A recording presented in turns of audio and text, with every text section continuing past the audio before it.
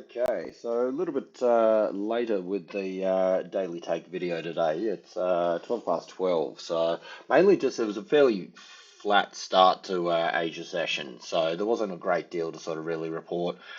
We had a couple little gaps in that on the market, which I'll get to in a moment, but certainly at the moment, Aussie just really continuing that sort of price action that we saw coming into the close of Friday, and it's really just the sideways grind with nothing to note. It's got some pretty defined sort of levels if we want to sort of get some sort of intraday trades going here. Certainly, where are we at here? About 23.67. If we bang an alert on here, we may get a bit of a short-term push north. So certainly worth looking for some longs if we can get a pop-up of that. Obviously, this lower level here is holding fairly well for support, but you know, while it's just going back and forth, I mean, what's this? This is 23 to 10 to 8 or so, you know, in change and that. It's just bouncing. So I've got alerts set up for the downside moves, alerts set up for the top side move. So once we sort of see this sort of pop one of those two, then we can sort of start to go, okay, where are we going to be looking to afterwards? We look at the more recent areas where we found support. So down this here, which is around the 63 handle. That obviously is a fairly short move. It's only well, actually, yeah, it's less than 10 points, so it's not really worth noting or trying to say take any sort of short positions coming down through here. Coming into these higher time frame support areas, if you want to get on the short side, this is the area to sort of get short underneath, and you really want to see that sort of pop and drive down under 62.80 to sort of see that sort of downside move there. But for now, I still think that we could have a little bit more of a overall ranging. We've got this sort of falling resistance sort of setting up here. So, you know, we've got one, we got two pops of this, kind of a third one here, I guess you could call it. It's a couple of points off. So if you want to sort of drag it down a little bit further, I mean, it's more or less, you know, an area where we're seeing. So I think we're going to come within the next sort of couple of hours, maybe coming into Euro session, we're definitely going to get a break one way or the other. That's going to paint a little bit more of a picture, but certainly for now, Aussie's just very much grinding along.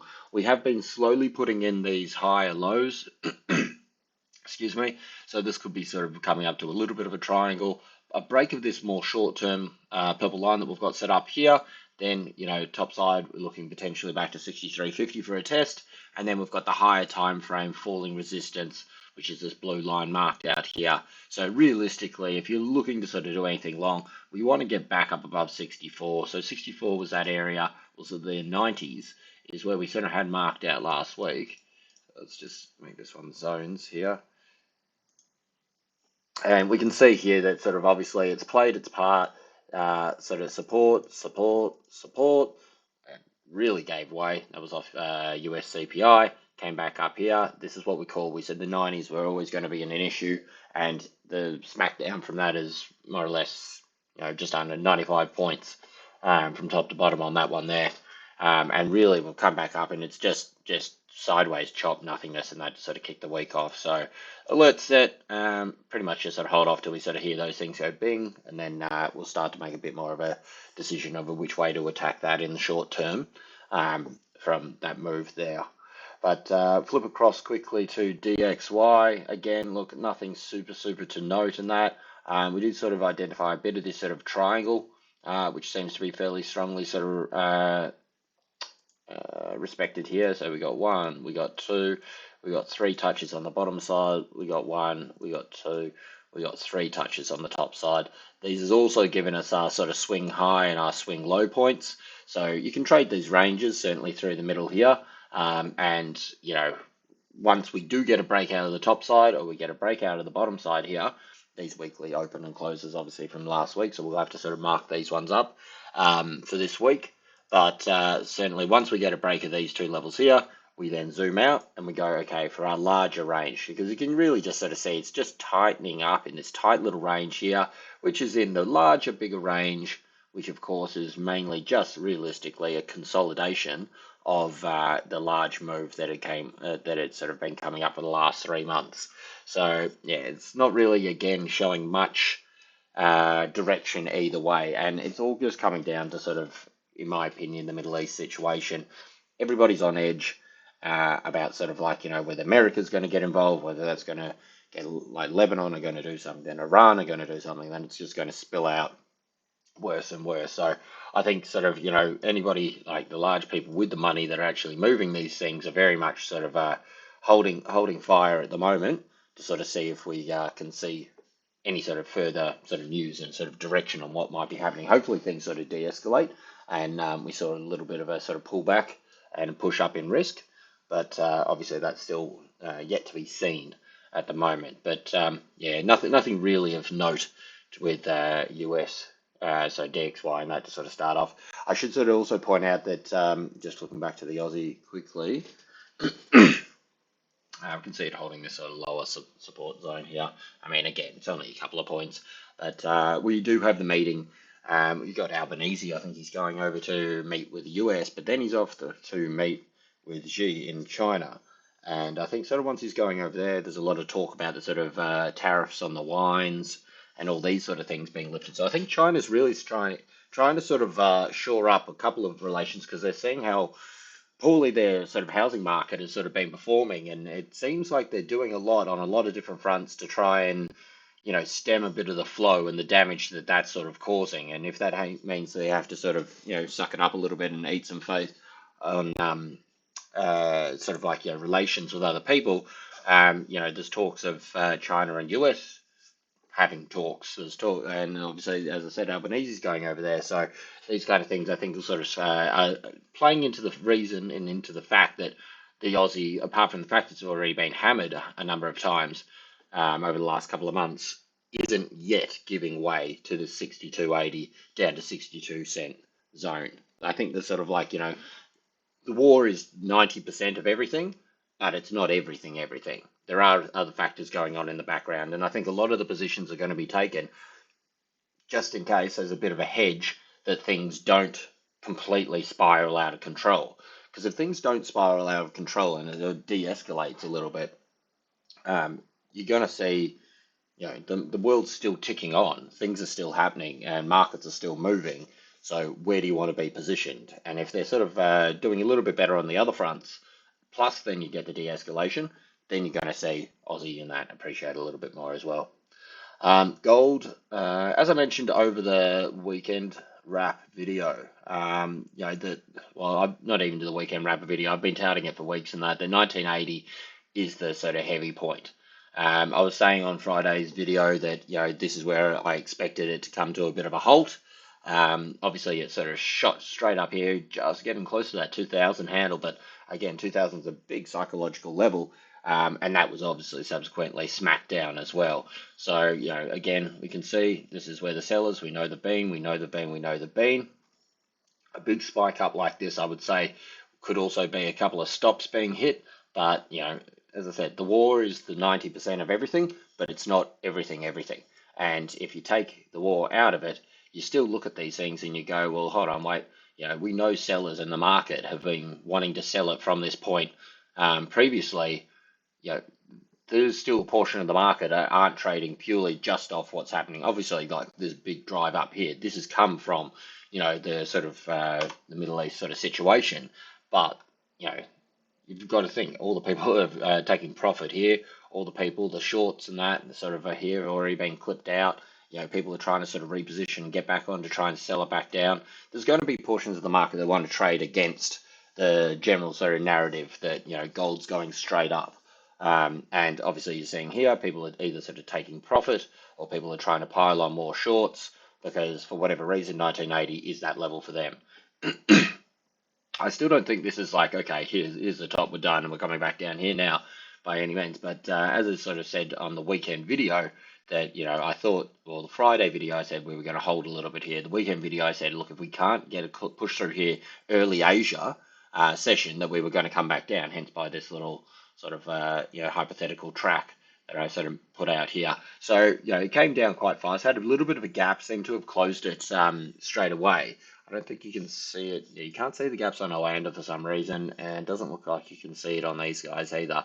But certainly, yeah, it had a little bit of a gap, tried to close it straight away, and obviously it's just succumbed and come a little bit lower down now. I think we could sort of start to see a little bit of a grind, as I said, sort of like, we've got previous levels over here that we had marked out, probably from the 4 hour, might be able to show it a little bit better. not sort of super strong. I mean, it hasn't been super relevant, but you can see around these sort of 1960s, if we drag this all the way through, you can see that there have been areas around here previously, albeit not the big strong ones like the 1980s, but certainly as I was trying to get back up to retest those 1980s, these sort of, 65 to 71, 72 areas have been sort of points of interest in that previously, and we're starting at the moment to sort of see a little bit of support come in. I mean, this is on a 4 hour candle. I think we've only just 20 minutes into a new 4 hour candle. So, it can still obviously come down a little bit further. Ultimately, I think sort of we'll probably get a little bit of a grind, a bit of a push. I think there'll be a second drive down to sort of get these guys out. So, this push could just come up like this.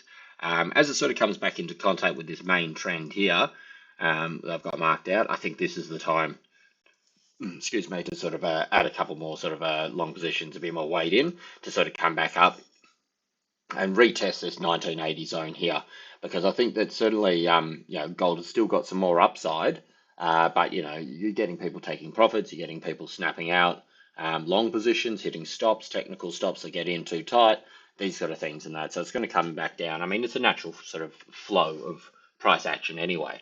So if we can sort of get it back down around this sort of 1960 sort of level, given, if it does grind and come down on a second one here, anywhere it sort of comes in contact with this sort of second trend here, I'd like to sort of have a look at sort of getting long there. And realistically, I mean, look, it got up to 97. If you can get in at 60 or, the 57 or whatever it is around here, you're still looking at a $30 move to retest the tops of this wick high. Now, it's not necessarily going to get back up to that in the next push. As I said, overall, I do think there is more upside with gold, but I think sort of certainly there's going to be a little bit of sort of back and forth. Again, it all plays into majorly, not all of it, but majorly what the Middle East situation. Further escalation seems to be the driver. The longer that sort of Israel sort of delays, the more people go, well, do I want to be holding all my position up here, or do I want to take a little bit off the table and take some profit? So, you just got to sort of keep an eye on the headlines, of course, and sort of see what happens from there. I don't think we're going to get a straight meltdown. I mean, of course we could. This was a pretty ugly looking candle for a 4 hour. It's only straight in here. We could still just come back down here and sort of see, 1950, if it does decide to sort of just come down quite fast here. But as it is right now, it seems to be sort of trying to sort of hold this zone. So we're just going to have to sort of see how that plays out through the rest of Asia, but I'm not expecting great fireworks in that before US session at least. All the calendar in terms of economic data has seemed pretty quiet today as well. So again, that's just another thing. There's not really any sort of massive drivers out there to sort of push it along. We flip across to copper. Copper's still grinding in this slow move south. It's really sort of testing this zone. So this is, a very strong sort of support area as we can see previously. And if you go out onto the daily, we can see that there's not a lot that's really holding it underneath the zone here. So, I mean, if we get down under here, you can see this is a pretty straight shot, and it has been every time that it's moved through this level here. It's just quick, fast, quick, fast, quick, fast move. So, as I said, this is why I would expect if the sort of 4 hour plus candles can close down under here, I don't think we're going to get another push up like this. I think this push up was mainly short coverings, and now back into selling resuming. And we've got this sort of breakdown here. I think this triangle does need to be respected. The fact that we've broken it, retested underside, and sort of coming down. Hasn't been a complete meltdown with it all, but at the moment it's certainly looking quite sort of ugly and bearish. There's not a great deal that's sort of telling me that, okay, it's going to be sort of, firing straight up. Of course not. But, I mean, if you have a look at anything here, possibly you could sort of be saying that, look, we're still getting these, even as price does grind down, we are getting these sort of slightly high lows on the RSI. So that's probably something to sort of keep an eye on. And if anything's maybe something that could be sort of saying that, at least the buyers are stepping up, although the price might be sort of drifting down, could be giving sort of way to at least another bit of a push up here, but certainly nothing really to sort of comment on copper as of right now. And finally with China, still grinding along as we've sort of marked it out. We've just called this basically like it could be the sort of, the second push, and this could be the head and shoulders now. that we're looking at it, because I mean obviously this shoulder is very reminiscent in price level of this shoulder, but mainly my takeaway from this is coming into this red zone here where we've got marked out. I think this is really playing more of a factor than any of these sort of technical setups of heads and shoulders, or even the triangles and that sort of broken and then retested, because it's just not giving way to the downside. This one we mentioned on last week, if we zoom down onto a lower time frame, that was when China came out with a whole bunch of strong, favorable economic data, and within like an hour or two, it was coming under pressure again, and obviously it sort of overcame it and then pushed back up. A little bit of a negative for the drive up to sort of close. Obviously, with this sort of daily candle coming in a little bit bearish, we seem to have put a tiny little top wick here. I think if we sort of can get a little alert going down here,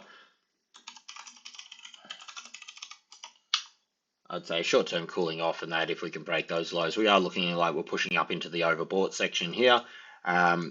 This has got the potential, obviously, sort of with this sort of low close here, this could just be a nice little top wick to come back up here. And again, this is a consolidation box, consolidation zone. There's no driver as of right now to sort of say blow out the top side here. If we do get a close up above here and we continue this move up here, then you could be sort of looking at something sort of like to push out and actually have a attempt for these major breakouts. But there's also probably leaning more into the fact of, given everything that's going on at the moment, I think people with large money are sort of waiting on the sideline before they're taking any big bets, before something actually concrete happens, whether it be the sort of escalation or de-escalation of the Middle East. I think a lot of people are just going to be sort of biding their time and not trying to sort of take too large positions and jump the gun until something's a little bit more concrete. So I would say that we could have some short-term cooling off, and one strength here, USD weakness, which will play in with a couple of the other charts as well. Okay, good, and that's about it from me.